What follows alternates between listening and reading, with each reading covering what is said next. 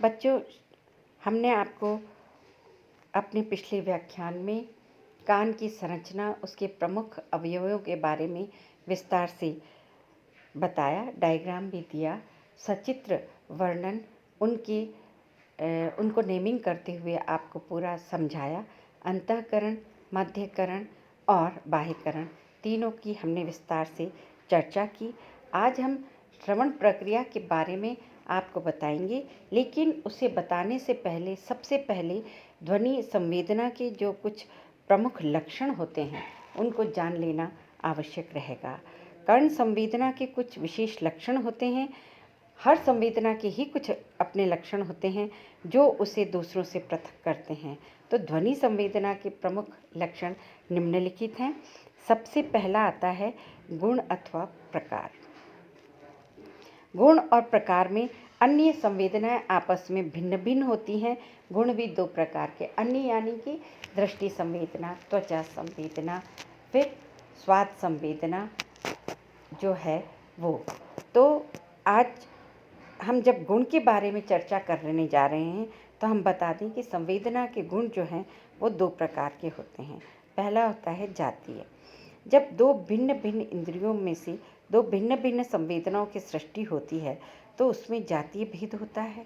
जैसे सृष्टि और ध्वनि संवेदना, कान केवल ध्वनि लहरों की उत्तेजना को ही ग्रहण कर सकता है। गंध युक्त वायु से नासिका ही उत्तेजित होती है। दूसरा जो प्रमुख लक्षण है वो है विशिष्टता। जब एक ज्ञानेंद्रिय से उत्पन्न दो संवेदना के प्रकार या गुण में अंतर पड़ता है तो वह विशिष्ट संवेदना कहलाती है। अब गुण और प्रकार का दूसरा भेद है काल अथवा अवधि। प्रत्येक संवेदना थोड़ी देर तक होती है, वह उसकी अवधि है। अगर अवधि बहुत थोड़ी होती है तो संवेदना ज्ञात ही नहीं हो पाती।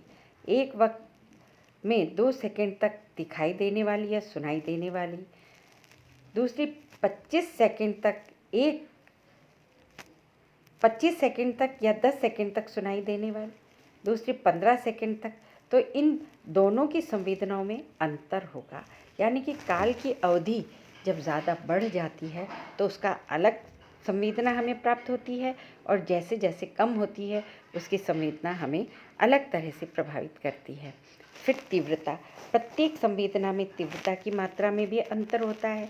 बहुत धीमे से अगर गाया जाए तो वो सुनाई ही नहीं देगा, और अगर बहुत तेज आवाज़ का संगीत सुना जाएगा तो पर्दा भी नष्ट हो जाएगा। अतः उत्तेजक की तीव्रता न तो बहुत अधिक होनी चाहिए और न ही कम होनी चाहिए। चौथा जो लक्षण है वो है व्याप्ति या फिर फैलाव। ये वाला जो लक्षण है वो दृष्टि और स्पष्ट संवेदनाओं में विशेष रूप से मिलता है। जितना क्षेत्र उत्तेजक के प्रभाव में आता है उतना ही संवेदना का फैलाव होता है। जैसे कम या ज़्यादा चीज़ को देखकर कुछ विद्वानों के अनुसार यह विशिष्टता दृष्टि एवं त्वचा संवेदना में भी पाई जाती है। इसी को व्याप्ति कहते हैं, किंतु विलियम जेम्स के अनुसार यह अन्य संवेदनाओं में भी होती है। पांचवा जो गुण अथवा लक्षण है वो है स्पष्टता।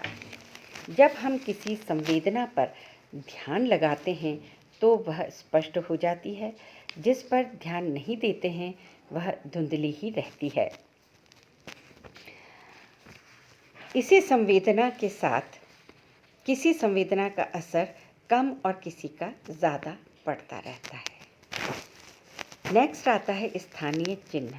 विभिन्न प्रकार के संवेदना के लिए विभिन्न ज्ञानेंद्रिय निश्चित है। प्रत्येक संवेदना में स्थानीय चिन्ह की विशेषता पाई जाती है। जब हम त्वचा के दो प्रदेशों को पेंसिल से स्पष्ट करते हैं तो दोनों स्थानों की संवेदना में अंतर पड़ता है। उत्तेजना के कारण नहीं, वरन नाड़ियों की विशेष प्रकार की रचना के कारण तथा उनकी प्रक्रिया के कारण संवेदना का यह कारण संभव होता है।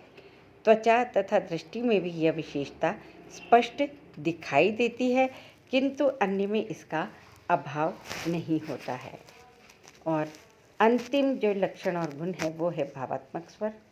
उपरोक्त विशेषताओं के अंतर्गत विद्वानों ने भावात्मक स्वर को भी संवेदना की विशेषता में माना है।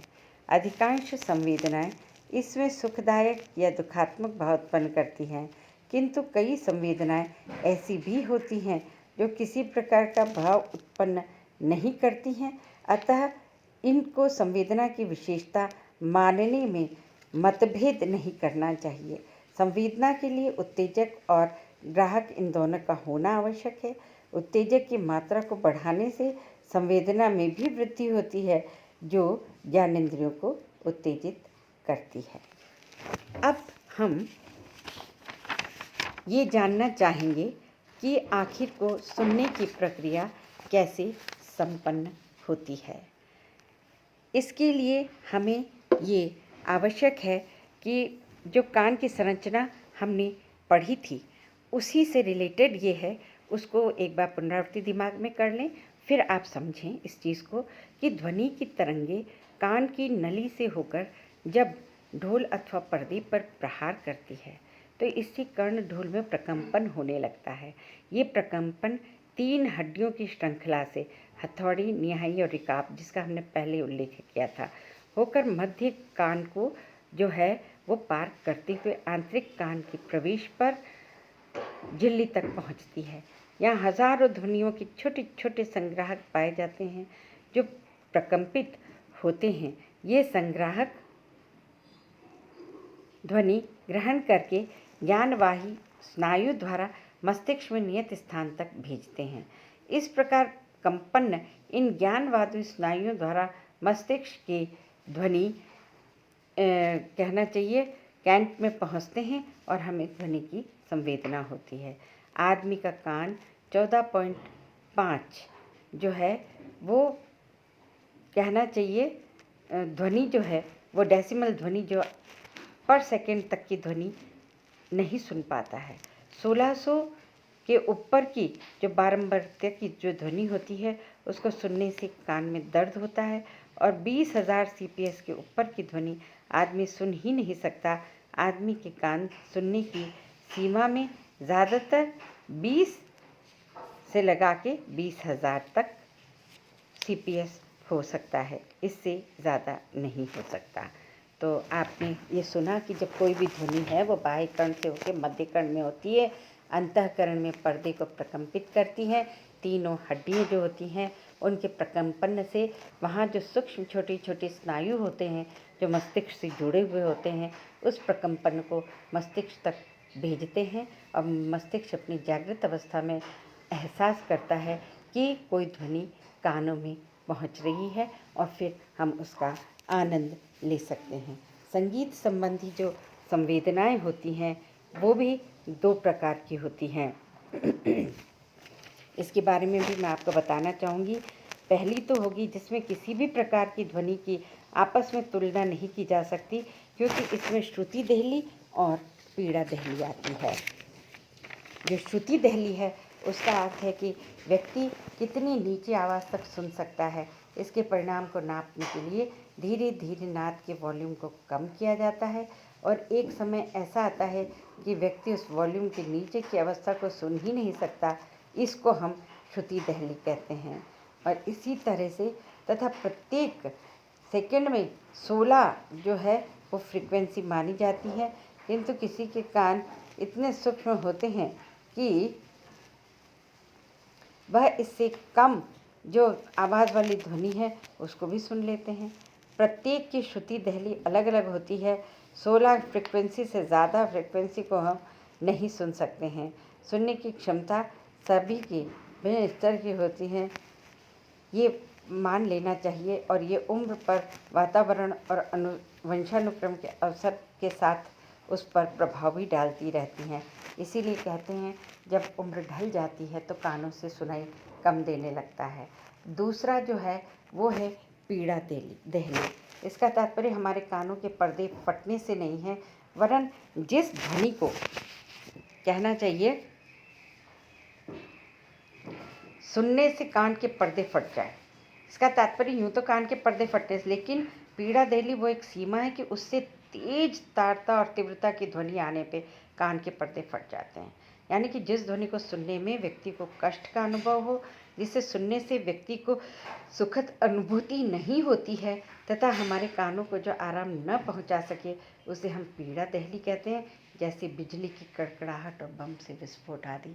संगीत में ये जो है वो बहुत कम इस पीड़ा दहली तक जाने का अवसर जो है वो मिलता है। नेक्स्ट है, इसमें उत्तेजना के लिए के रूप में बदलते रहते हैं। संगीत के क्षेत्र में इस उत्तेजना के 4 प्रकार माने गए हैं: तारता, तीव्रता, जाति अथवा गुण और काल अथवा अवधि। तो इसके बारे में हम आपको पहले ही बहुत विस्तार से बता चुके हैं। हमारी कर्णेंद्रियाँ जो हैं वो इन सभी को बहुत ही कहना चाहिए ध्यान से सुनती हैं और समझती हैं। तो आज हमने आपको बहुत ही अच्छी तरीके से ये समझा दिया कि सुनने की प्रक्रिया कैसे संपन्न होती है। अब हम नेक्स्ट लेक्चर में संगीत संबंधी संवेदना के बारे में विस्तार से चर्चा करेंगे।